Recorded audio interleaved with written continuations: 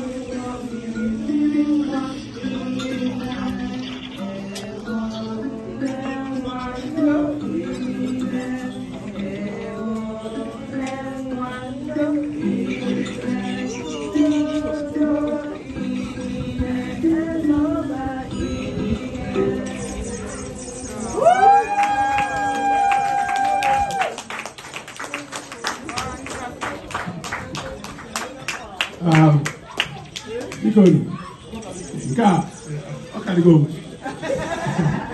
Yeah, I know I do. If I come alone, no. I'm going to when I put them. Even then, just to get them off my head.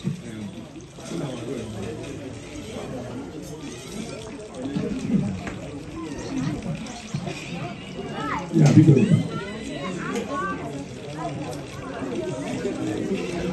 no.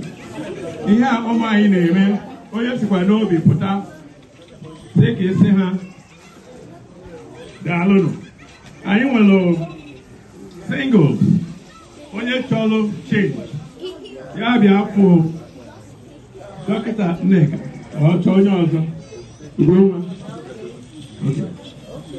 So biko onye ọla chọọ change ya wenye aka elu ka anyị nwere singles here. Ọzọ dị mma ka anyị na-akwado onwe anyị a na-eme ha encourage.